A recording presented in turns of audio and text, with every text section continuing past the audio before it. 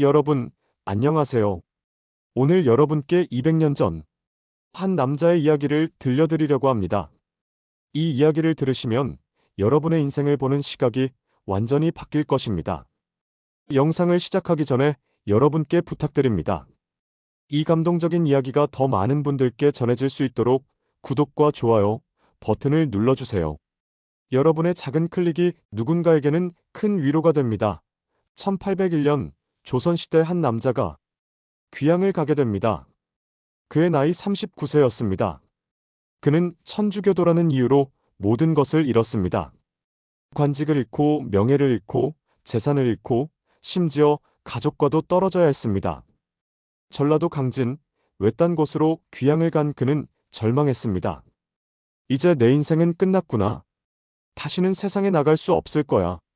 이렇게 썩어가다 죽는 거구나. 39세. 요즘으로 치면 한창 일할 나이입니다. 경력도 쌓이고 능력도 인정받고 승승장구해야 할 나이죠. 그런데 모든 게 무너졌습니다. 한순간에 나락으로 떨어졌습니다. 여러분도 이런 경험 있으신가요? 인생이 한순간에 무너지는 경험. 직장을 잃거나 사업이 망하거나 사랑하는 사람을 잃거나 건강을 잃거나 그때의 절망감, 그때의 두려움, 그때의 분노. 저는 압니다. 그게 얼마나 힘든지. 하지만 오늘 제가 들려드릴 이야기는 바로 그 절망에서 시작됩니다. 그 남자의 이름은 정약용. 호는 다산입니다. 유배지에 도착한 정약용은 처음에는 정말 힘들었습니다. 좁은 방 하나에 갇혀서 아무것도 할 수 없었습니다. 하지만 시간이 지나면서 그는 생각합니다. 이대로 죽을 수는 없다. 이 시간을 헛되이 보낼 수는 없다. 그리고 그는 결심합니다. 이 유배 기간을 공부하는 시간으로 삼겠다고.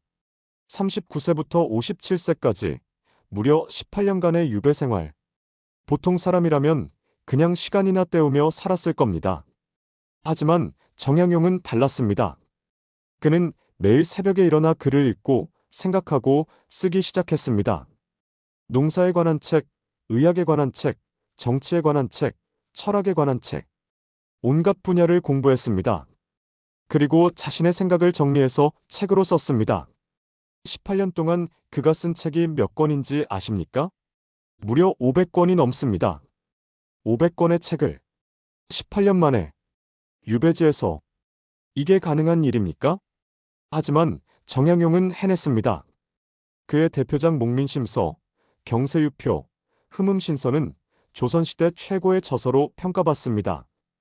유배지라는 최악의 환경에서 그는 최고의 업적을 남긴 겁니다.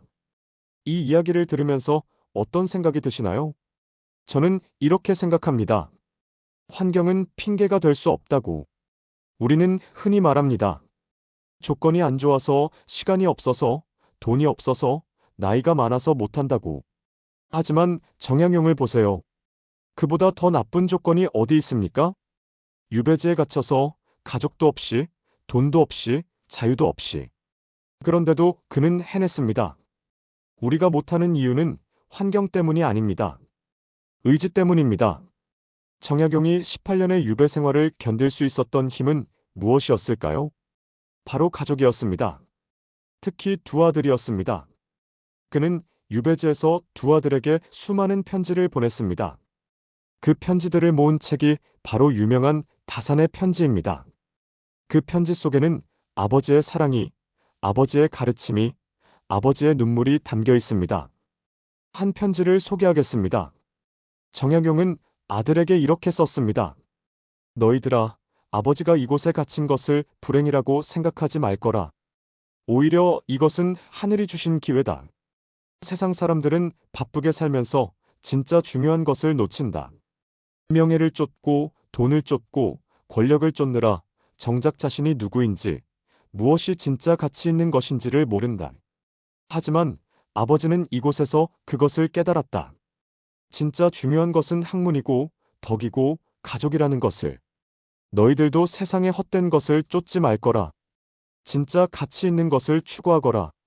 이 편지를 읽으면서 저는 눈물이 났습니다. 유배지에 갇혀 있으면서도 아들들을 걱정하고 아들들을 가르치고 아들들에게 희망을 주려는 아버지의 마음, 그리고 자신의 불행을 불행이라 여기지 않고 오히려 기회라고 말하는 긍정적인 마음. 이게 진짜 강한 사람입니다. 이게 진짜 성숙한 사람입니다. 여러분은 어떠신가요?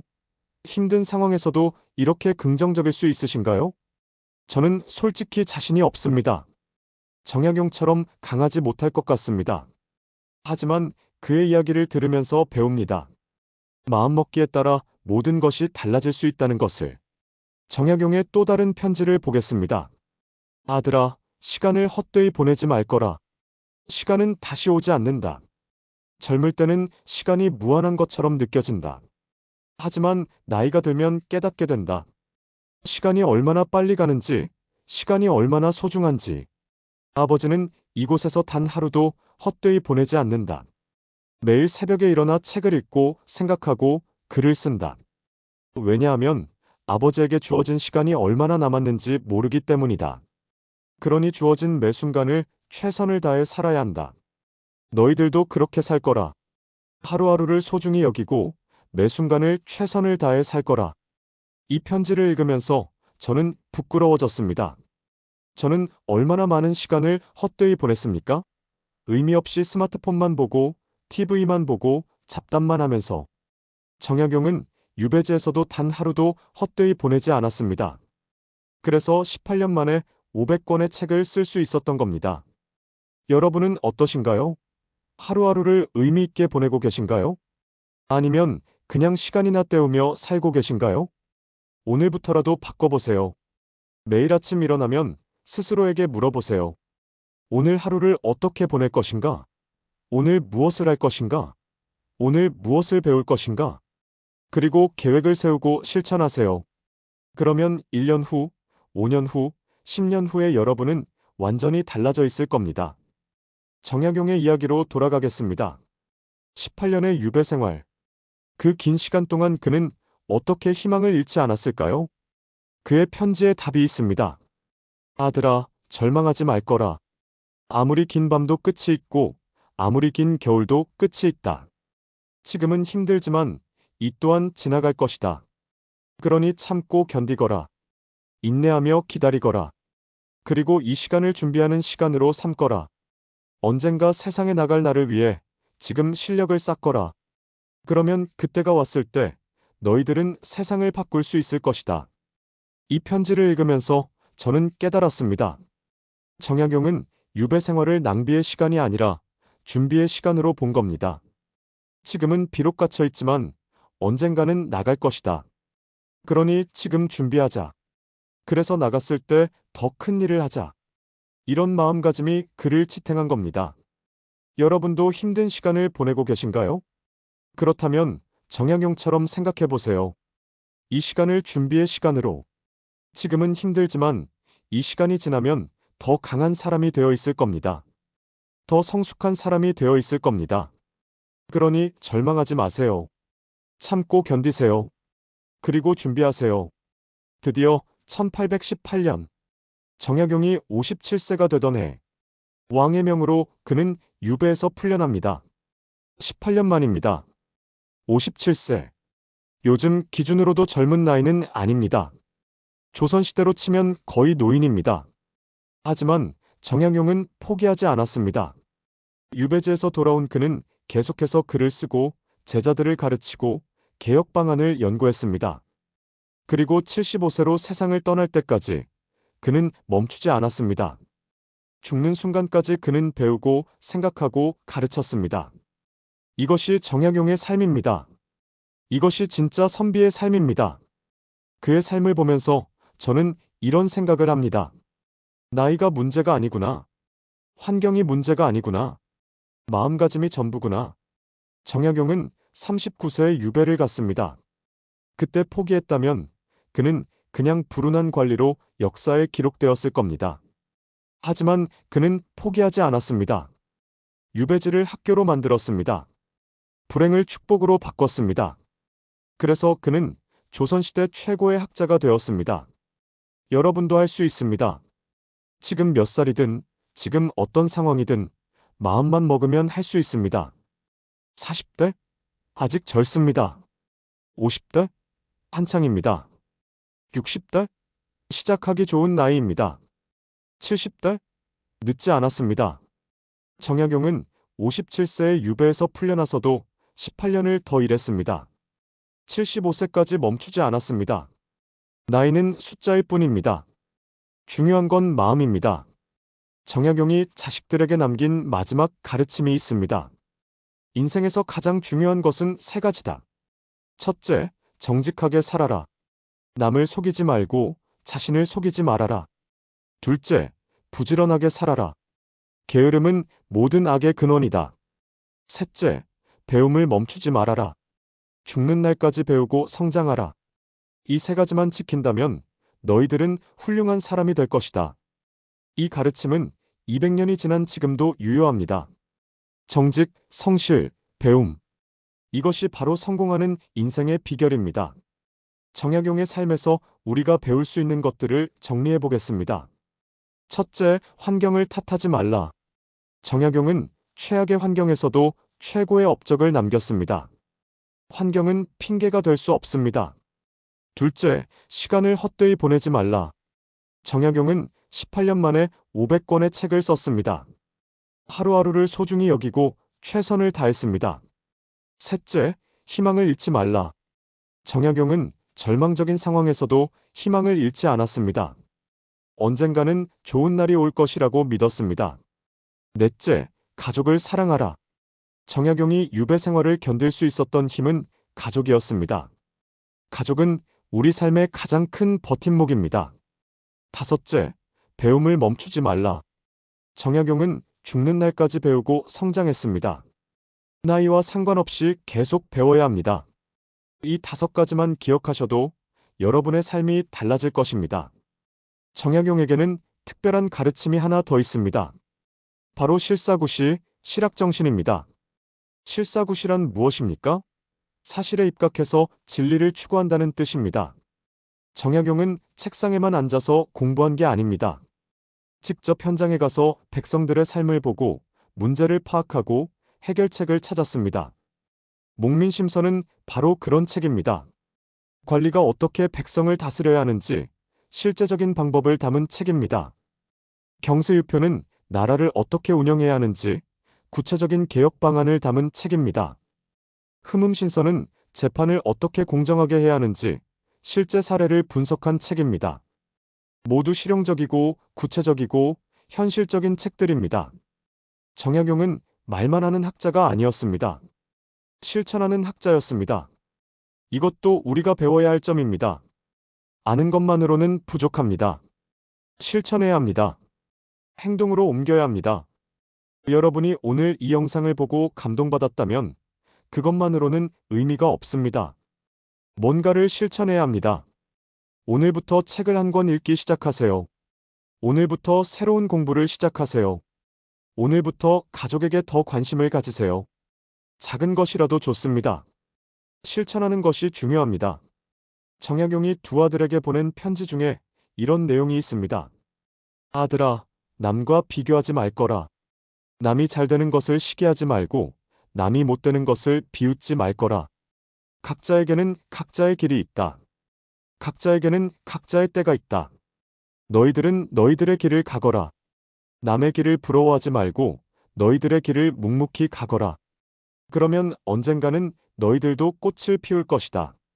이 말이 저는 너무 와닿았습니다. 우리는 너무 남과 비교하며 삽니다. SNS를 보면서 남들의 화려한 삶을 부러워합니다. 하지만 그건 의미 없는 짓입니다. 각자의 길이 다르고 각자의 속도가 다릅니다. 남이 빨리 간다고 해서 내가 뒤처진 게 아닙니다. 남이 많이 가졌다고 해서 내가 못 가진 게 아닙니다. 내 길을 가면 됩니다. 내 속도로 가면 됩니다. 그러면 언젠가는 나도 꽃을 피울 겁니다. 정약용이 아들들에게 강조한 또 다른 가르침이 있습니다. 바로 효와 우애입니다. 그는 편지에서 반복해서 이렇게 말합니다. 부모를 공경하고 형제간에 우애하라. 이것이 모든 덕의 근본이다. 아무리 학문이 높고 아무리 재주가 많아도 부모에게 불효하고 형제간에 불화한다면 그것은 아무 소용이 없다. 가족이 화목해야 모든 일이 잘 풀린다. 가족을 소중히 여겨라. 이 말씀이 저는 너무 중요하다고 생각합니다. 우리는 흔히 성공, 돈, 명예를 중요하게 생각합니다. 하지만 정약용은 가족을 가장 중요하게 생각했습니다. 실제로 수많은 연구 결과들이 이것을 증명합니다. 행복의 가장 큰 요인은 좋은 가족 관계입니다. 여러분은 가족과 좋은 관계를 유지하고 계신가요? 부모님께 자주 전화하시나요? 형제자매들과 연락하시나요? 배우자와 대화하시나요? 자녀들과 시간을 보내시나요? 만약 그렇지 않다면 오늘부터라도 바꾸세요. 가족에게 더 관심을 가지세요. 더 많이 대화하세요. 더 자주 만나세요. 일이 아무리 바빠도 가족보다 중요한 건 없습니다. 정약용이 유배지에서 가장 그리워한 것도 가족이었습니다. 아내와 자식들을 못 본 것이 가장 큰 고통이었습니다. 그래서 그는 편지를 통해 끊임없이 가족과 소통했습니다. 그 편지들이 지금까지 남아서 우리에게 감동을 주고 있습니다. 그리고 정약용이 남긴 가장 감동적인 가르침을 소개하겠습니다. 그는 유배 생활 중에 이런 글을 남겼습니다. 하늘이 장차 큰일을 시키려 하면 반드시 먼저 그 사람의 마음을 괴롭게 하고 그 몸을 수고롭게 한다. 나는 지금 이 고통 속에 있지만 이것이 하늘이 나를 시험하는 것이라 믿는다. 고통은 단련의 과정이고 시련은 성장의 계단이다. 지금 내가 겪는 이 아픔이 헛되지 않을 것이다. 언젠가 이 경험이 나를 더 큰 사람으로 만들 것이다. 그러니 나는 절망하지 않는다. 오히려 감사한다. 이 시련을 통해 나는 더 깊이 생각하게 되었고, 더 많이 배우게 되었고, 더 강해졌다. 여러분도 지금 힘든 시간을 보내고 계신가요? 그렇다면 기억하십시오. 그 고통에는 의미가 있습니다. 그 시련을 통해 여러분은 더 강해질 것입니다. 정약용의 삶을 보면서 저는 이런 생각을 합니다. 진짜 위대한 사람은 역경 속에서 만들어진다고. 순탄하게만 산 사람은 깊이가 없습니다. 고통을 겪어본 사람만이 진짜 지혜를 얻습니다. 정약용이 만약 유배를 가지 않았다면 어땠을까요? 아마 그냥 평범한 관리로 살다가 역사 속에 묻혔을 겁니다. 하지만 18년의 유배는 그를 조선 최고의 학자로 만들었습니다. 불행이 축복이 된 겁니다. 여러분도 그렇습니다. 지금 겪고 있는 고통이 헛되지 않을 겁니다. 언젠가 돌아보면 그것이 축복이었다는 걸 알게 될 겁니다. 그러니 지금의 고통을 견디세요. 그리고 그 고통 속에서 배우세요. 성장하세요. 정약용은 유배에서 풀려난 후에도 과거의 영광을 되찾지 못했습니다. 다시 관직에 나가지도 못했습니다. 하지만 그는 실망하지 않았습니다. 오히려 자유롭게 연구하고 가르칠 수 있어서 좋다고 했습니다. 권력이나 명예에 연연하지 않았습니다. 오직 학문과 진리에만 집중했습니다. 이것도 우리가 배워야 할 점입니다. 세상의 평가에 너무 신경 쓰지 마세요. 남들이 뭐라고 하든 내가 옳다고 믿는 길을 가세요. 명예보다 실속을, 겉모습보다 내실을 중요하게 여기세요. 그러면 진짜 의미 있는 삶을 살 수 있습니다. 정약용이 75세로 세상을 떠날 때 그의 임종을 지켜본 사람들은 이렇게 증언했습니다. 그의 얼굴에는 평화로움이 가득했다. 마치 긴 여행을 마치고 집으로 돌아가는 사람처럼 편안해 보였다. 마지막 순간까지 그는 제자들에게 공부를 게을리하지 말라고 당부했다. 그리고 조용히 눈을 감았다. 이것이 정약용의 마지막이었습니다. 아름다운 마지막이었습니다. 후회 없는 마지막이었습니다. 그는 자신이 할 수 있는 모든 것을 다했습니다. 최선을 다해 살았습니다. 그래서 평화롭게 떠날 수 있었습니다. 여러분도 그렇게 살아보세요. 후회 없이 살아보세요. 매일 최선을 다하고 매일 배우고 매일 사랑하고 매일 감사하세요. 그러면 언젠가 인생의 마지막 순간에 여러분도 평화롭게 미소 지을 수 있을 겁니다. 오늘 이야기를 정리하겠습니다. 정약용. 그는 39세에 모든 것을 잃었습니다. 하지만 포기하지 않았습니다. 18년의 유배 생활 동안 500권의 책을 썼습니다. 불행을 축복으로 바꿨습니다. 57세에 유배에서 풀려난 후에도 멈추지 않았습니다. 75세까지 배우고 가르치고 쓰고 생각했습니다. 그의 삶이 우리에게 말해줍니다. 나이는 숫자일 뿐이다. 환경은 핑계일 뿐이다. 중요한 건 마음가짐이다. 지금 힘들어도 괜찮다. 이 고통에는 의미가 있다. 이 시련을 통해 더 강해질 것이다. 절망하지 말라. 희망을 잃지 말라. 계속 배우고 계속 노력하라. 그러면 언젠가 꽃을 피울 것이다. 여러분도 할 수 있습니다. 지금 몇 살이든, 지금 어떤 상황이든 포기하지 마세요. 정약용처럼 하루하루 최선을 다하세요. 끊임없이 배우세요. 절대 멈추지 마세요. 그러면 10년 후, 20년 후의 여러분은 지금과는 완전히 다른 사람이 되어 있을 겁니다. 여러분의 인생에도 아름다운 꽃이 필 것입니다. 응원합니다. 함께 힘내세요. 오늘 영상이 여러분께 조금이라도 용기와 희망이 되었다면 좋아요 버튼을 눌러주시고 구독도 부탁드립니다. 그리고 댓글로 여러분의 이야기를 들려주세요.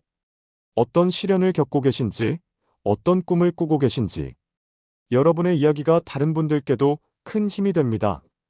다음 영상에서 더 감동적인 이야기로 찾아뵙겠습니다. 감사합니다.